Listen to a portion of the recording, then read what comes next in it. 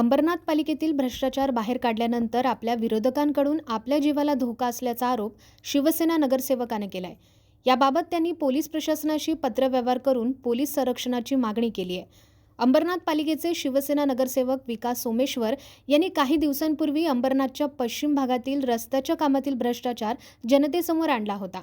तसंच काँग्रेसच्या चिन्हावर निवडणूक लढवून नंतर भाजपमध्ये सामील झालेल्या अंबरनाथमधील 12 नगरसेवकांवर अपात्रतेची कारवाई करण्यासंदर्भात त्यांनी ठाणे जिल्हाधिकारी कार्यालयात याचिका दाखल केली आहे। याच गोष्टीचा राग मनात ठेवून विरोधकांकडून आपल्या विरोधात खोट्या तक्रारी दाखल करून आपल्याला अडकवण्याचा प्रयत्न केला जाईल, तसेच त्यांच्यापासून आपल्या आणि आपल्या परिवाराच्या जीवाला धोका असल्याची भीती नगरसेवक विकास सोमेश्वर यांनी व्यक्त केली आहे। त्यामुळे आपल्या विरोधात पोलीस ठाण्यात येणाऱ्या तक्रारीची आधी शहानिशा करावी, असं पत्र त्यांनी पोलीस प्रशासनाला दिलंय। अंबरनाथ शहरातील रक्तरंजित राजकीय इतिहास पाहता आपल्यावर गोळीबार किंवा जीवघेणा हल्ला होऊ शकतो, अशी शक्यता त्यांनी व्यक्त केली आहे।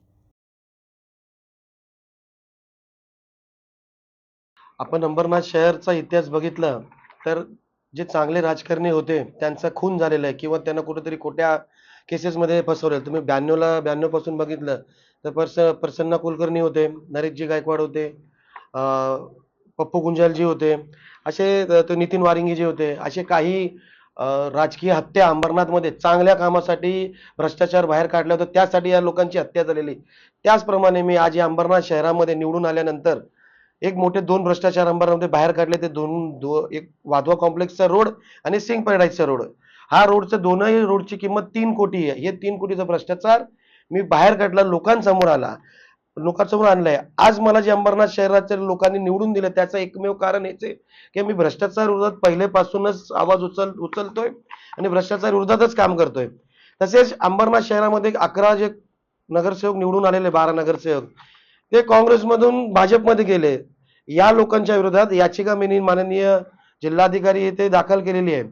हे भ्रष्टाचार आणि हे याचिका यामुळे असं कुठेतरी असं वाटतंय की माझा जीवाला धोका आहे। हे लोक मला जीवे मारण्याचा प्रयत्न करू शकतात किंवा मला कुठल्याही खोट्या केसेसमध्ये FIR गुन्हा दाखल करू शकतात। पण या लोकांना या माध्यमाद्वारे मी सांगू इच्छितो की तुम्ही कितीही प्रयत्न केले किंवा तुम्ही कितीही माझ्या विरोधात षड्यंत्र केलं, मी जे भ्रष्टाचार बाहेर काढणार आहे ते काढूनच दाखवणार आहे। येणाऱ्या काही काळामध्ये अजून यांचे काही भ्रष्टाचार असतील पण मी काढणार।